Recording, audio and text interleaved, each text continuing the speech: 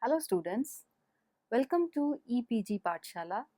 I am Dr. Anupama, Professor at Department of Economics, Punjabi University, Patiala. I am here talking on behalf of Dr. Falendra Kumar Sudan, Professor, Department of Economics, University of Jammu. I am going to talk about the module Urban Planning for Mitigation and Adaptation from Demography of Climate Adaptation. So students, we are going to discuss about the challenges of urban governance and planning for climate mitigation and adaptation.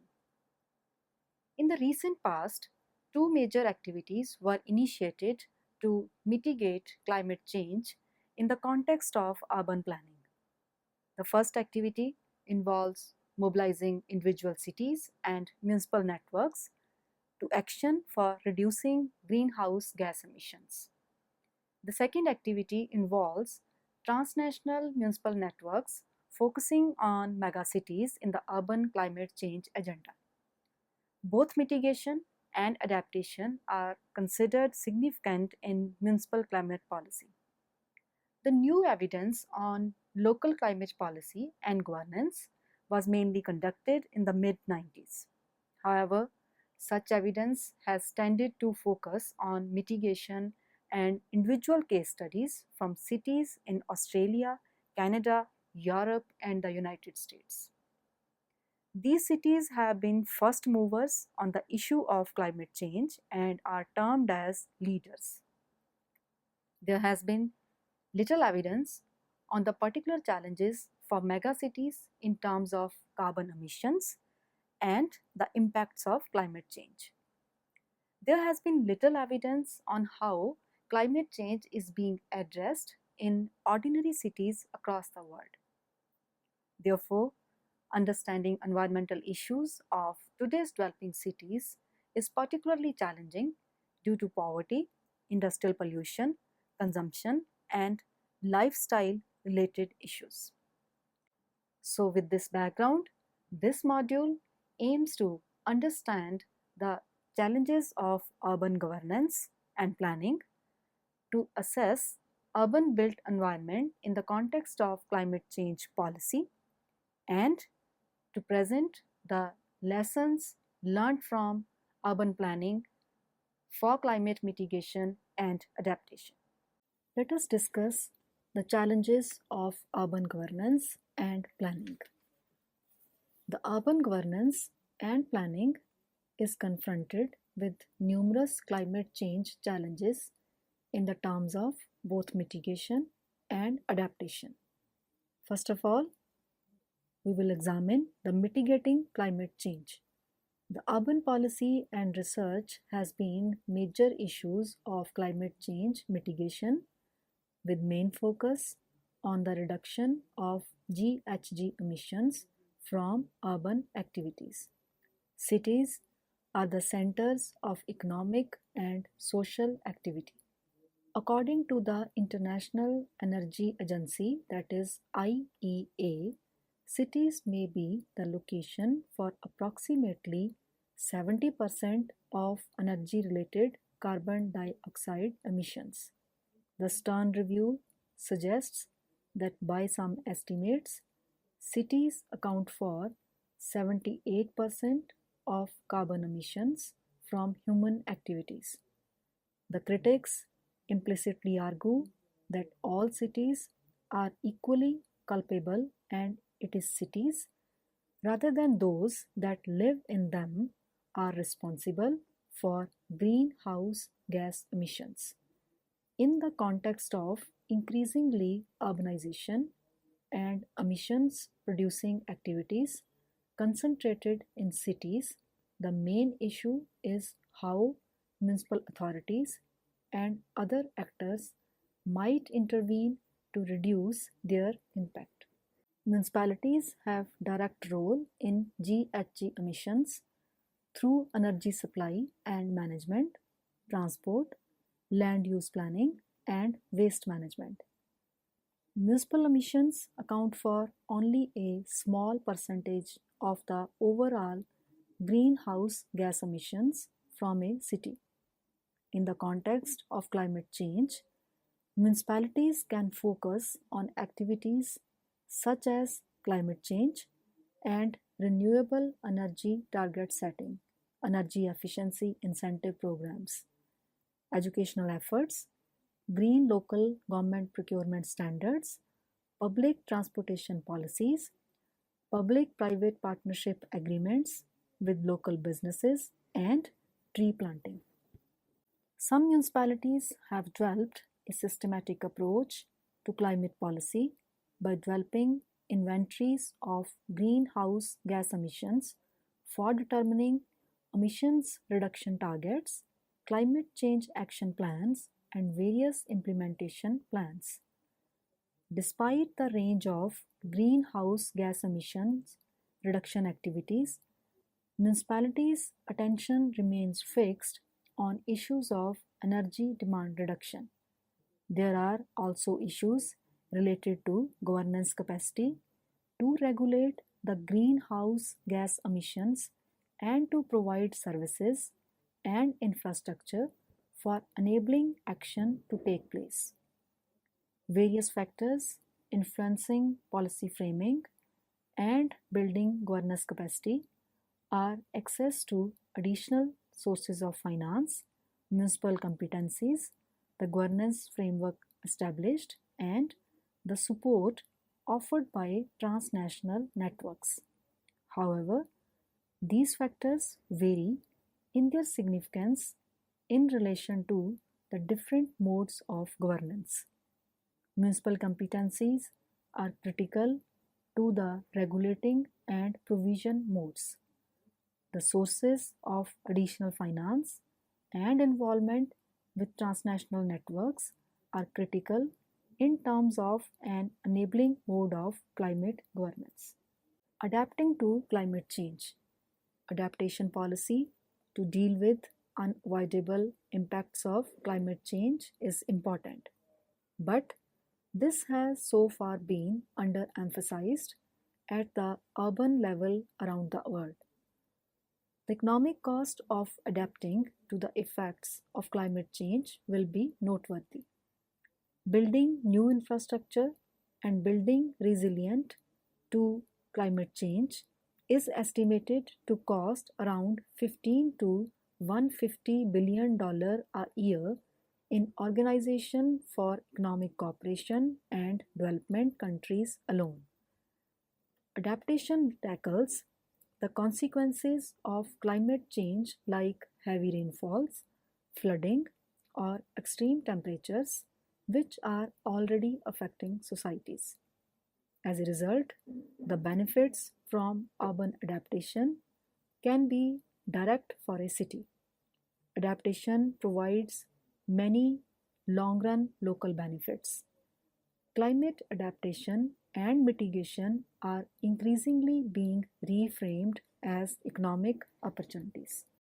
There are important trade-offs between adaptation and mitigation. Some mitigation options may worsen urban vulnerability to climate change. For example, increasing urban density may contribute to reducing emissions from transport. This will have negative implications for adaptation, such as intensifying the urban heat island effect and posing problems for urban drainage. Therefore, understanding the synergies, conflicts, and trade-offs between mitigation and adaptation measures would enable more integrated and effective urban climate policy. However, adaptation-specific challenges make urban governance and planning more challenging. There is lack of data and expertise at the local level to deal with adaptation and mitigation simultaneously. The scientific estimation of social and economic impacts of climate change and implications of different measures of climate change adaptation in cities is widely lacking. There is also lack of municipal capacity to reach the most vulnerable populations in cities who tend to live outside the official jurisdictions of municipalities.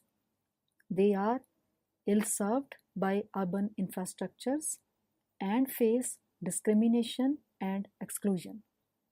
The municipalities have lacked the resources to fund projects to engage partners and to involve communities in responses to climate change. There is a lack of coordination between departments at the municipal level and a strong dependence of local government on the national policies and actions. There are significant differences between the drivers and challenges for adaptation and mitigation at the urban level. Leadership is critical for municipal action on mitigation. There is a need for different leadership with regard to mitigation and adaptation. Municipal leaders can create important political capital on the issue of mitigation. Addressing adaptation requires leadership based on inclusive or good governance, foresight, and the willingness to develop a safety net for citizens, especially for the urban poor. In both adaptation and mitigation, the access to resources and investment is crucial. Municipalities have often an infrastructure deficit, which greatly exacerbates the challenge of adapting to climate change. Adaptation is often a minor concern on the political agenda. Adaptation is essential to meet the challenges of basic needs and everyday survival, but there is limited implementation of adaptation policies. Rather, focus is more on climate mitigation. Adapting to climate change is a critical factor as contests emerge about how and for whom climate change adaptation should take place. Let us discuss about urban built environment and climate change policy.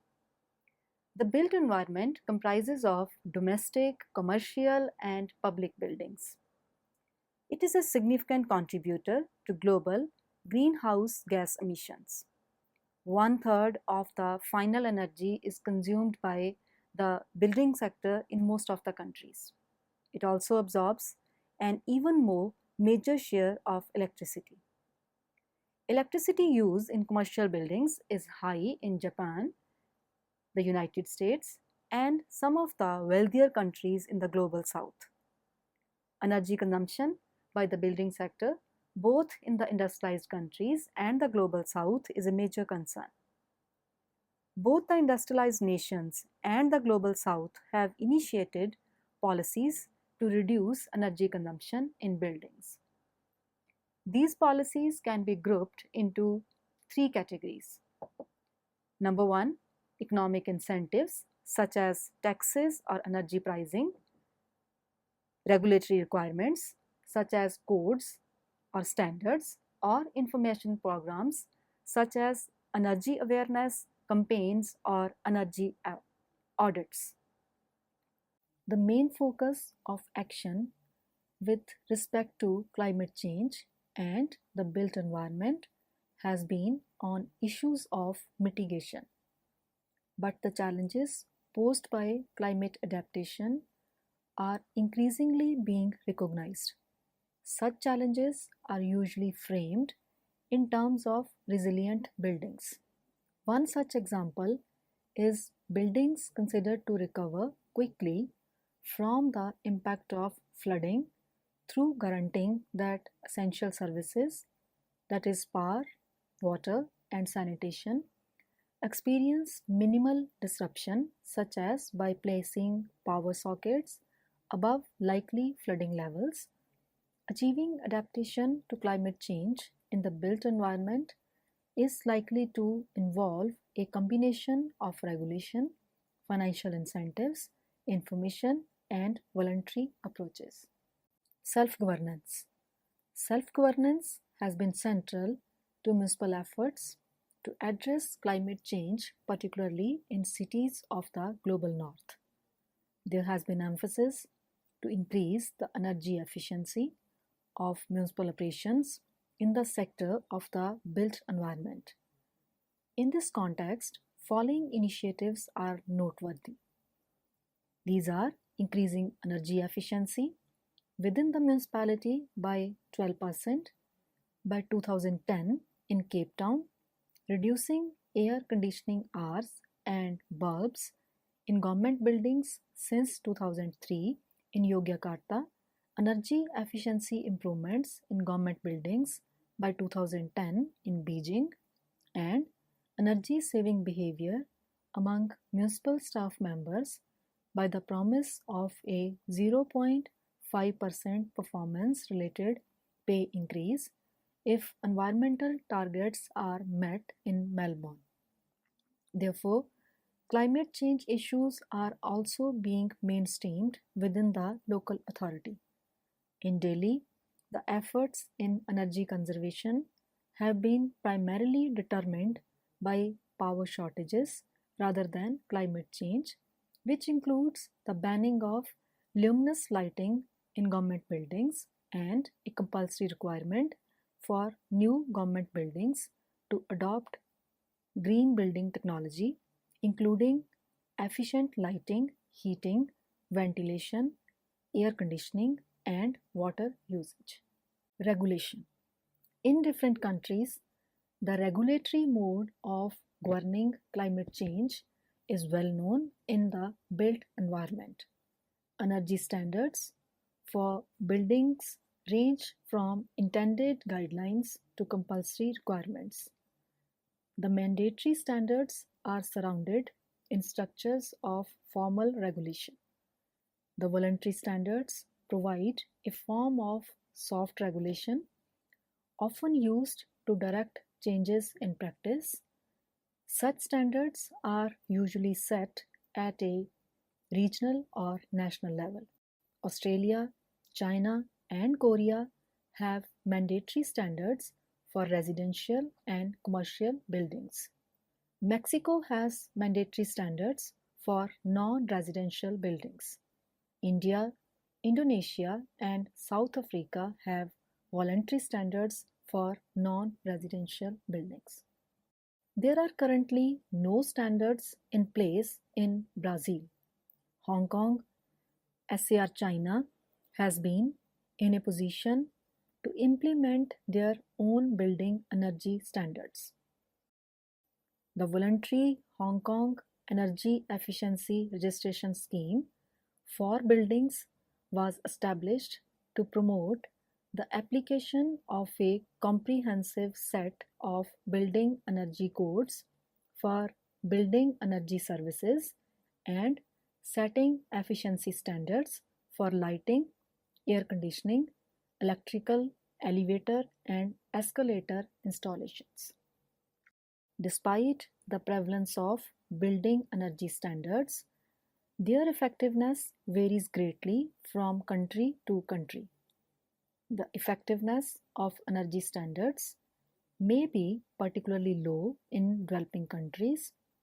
In developed countries, the estimated savings from energy codes range from 15 to 16% in United States to 60% in some countries of the European Union. The national energy standards were set at a level to avoid worst practice rather than to encourage the best practices. It is one of the major problems with the national energy standards. In Melbourne, a compulsory energy performance requirement of 4.5 stars for office developments greater than 2,500 square meters has been introduced. In New Delhi, solar water heating systems have been made compulsory in certain types of buildings, including government offices, hospitals, educational institutions, and the hospitality sector, and the use of incandescent bulbs in all new and existing government establishments has been banned. In Sao Paulo, if the buildings have more than 3 bathrooms, whether they are homes, apartments, trade, services, or industrial buildings, the use of solar water heating systems is compulsory.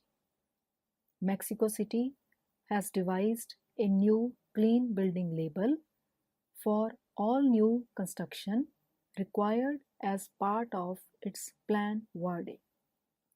Thus, it is clear that even where direct municipal competencies for establishing building standards may be missing, local governments are motivated to go beyond standard practice to supplement the energy performance of the built environment. Provisioning. Compared with a ruling mode of governing, the governing through provisioning has been limited with respect to built environment. Only municipal authority in Mexico City is involved in directly providing energy efficient infrastructures and services. The municipality is installing 30,000 square meters of green roofs each year. It is also launching a new social housing model that integrates green areas, public spaces, and environmental design. Although formulated as improvement strategies, these moves address adaptation and facilitate the residents to better cope with extreme temperatures indoors, especially in housing that lacks heating or cooling devices or for residents with limited income. The lack of such services elsewhere is due to lack of municipalities adopting this role. Therefore, municipal governments have a limited role in the provisioning of built environments in other cities. They are engaged in other means of providing low energy services, including enabling and partnership approaches. Enabling. The information, reward, and recognition are key means through which municipal governments can enable action by private sector organizations and individuals. The government of Hong Kong SAR China has been involved with a program to promote energy efficiency in homes through cutting the demand for cooling by keeping indoor environments at 25.5 degrees Celsius. An environmental efficiency program, Eco Housing Program, has been introduced in Mumbai in residential buildings. It is a voluntary building certification program for new and existing housing. A new scheme for providing incentives to the developers as well as consumers has been proposed in Mumbai. Under the scheme, rebates in the form of reduced development charges and assessment taxes have been approved by Municipal Corporation of Greater Mumbai. Therefore, financial incentives are also an important element of enabling action to reduce greenhouse gas emissions from the built environment. In case of Delhi, the state government has established an energy efficiency and renewable energy management center, which provides partial finance to domestic users for the installation of solar water heating systems. In Seoul, incentives are offered to buildings with high levels of energy efficiency.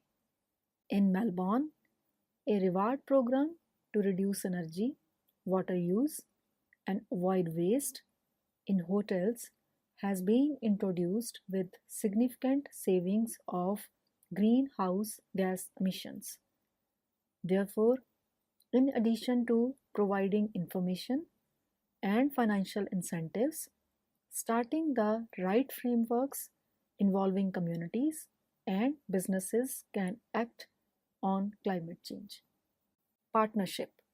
In order to act on climate change and as well as enabling others in cities, partnership and private sector initiatives are important. In Beijing, non-governmental organizations, that is NGOs, have been playing important role in creating awareness about the possibilities of behavioral change for reducing greenhouse gas emissions from the built environment through a joint campaign to maintain a 26 degree Celsius room temperature led by Friends of Nature Beijing.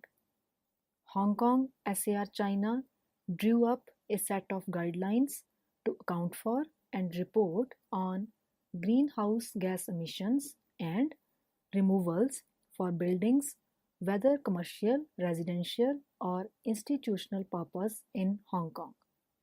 These strategies will identify areas which are important for energy efficiency improvement as a part of voluntary programs to reduce emissions arising from buildings. Since its introduction, 37 institutions have signed up as carbon audit green partners, including private corporations, public hospitals, and universities.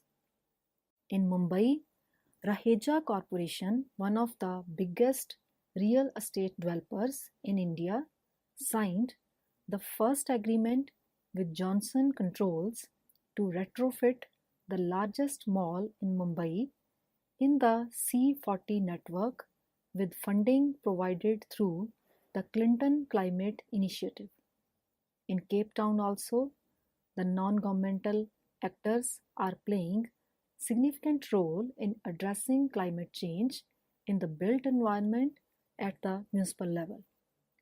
The Quasar Low-Income Housing Upgrade is the first African project under the Clean Development Mechanism, which attained the first gold standard status in the world.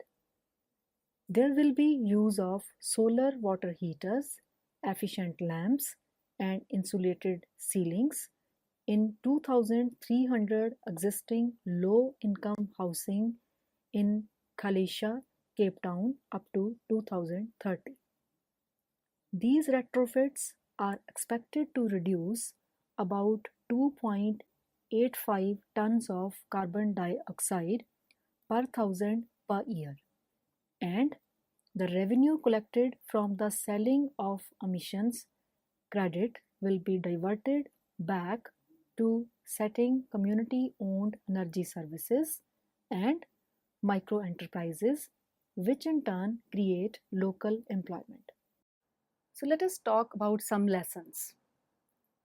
There is evidence of a new wave of urban climate change response in cities of both developed and developing countries.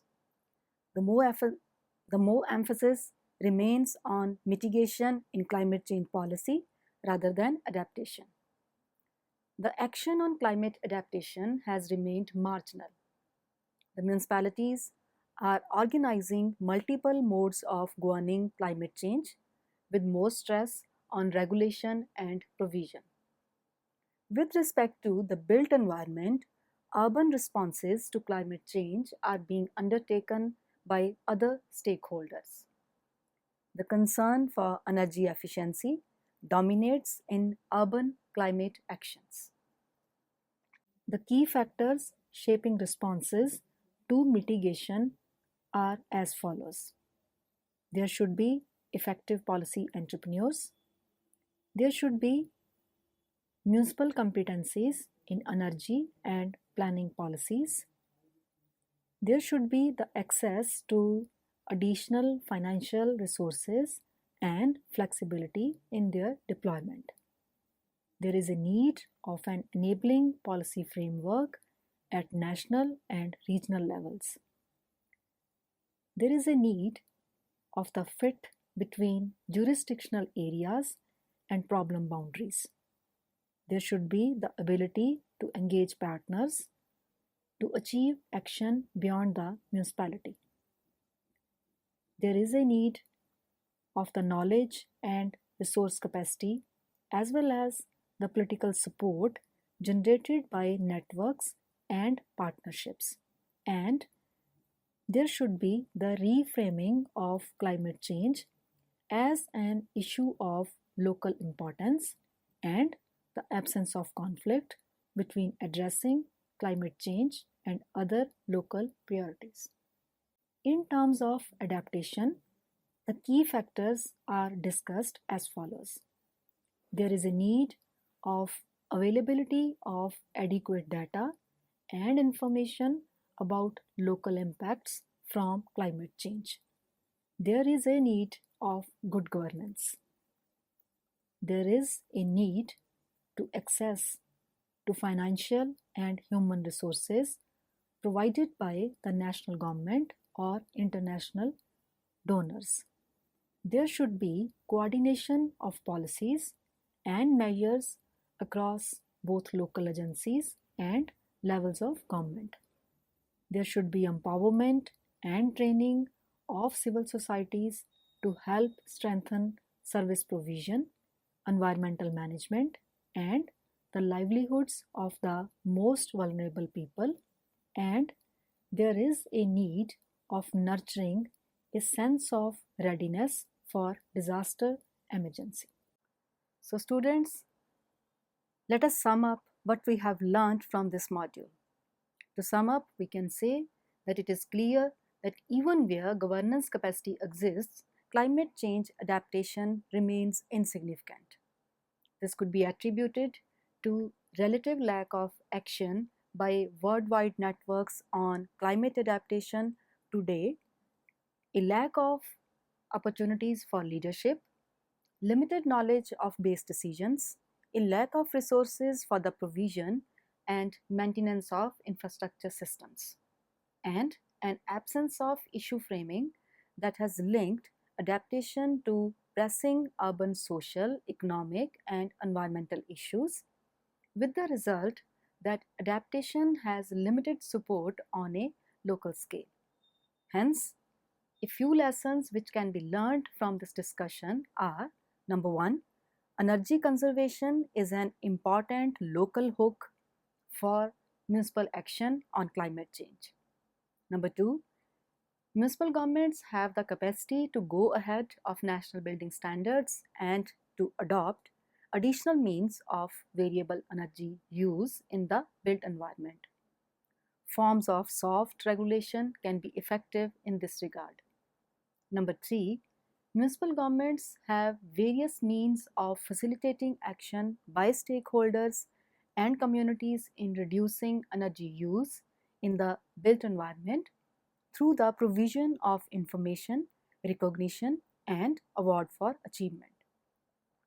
Number four, stakeholders outside local government are important drivers of action, especially in the case of commercial built environment.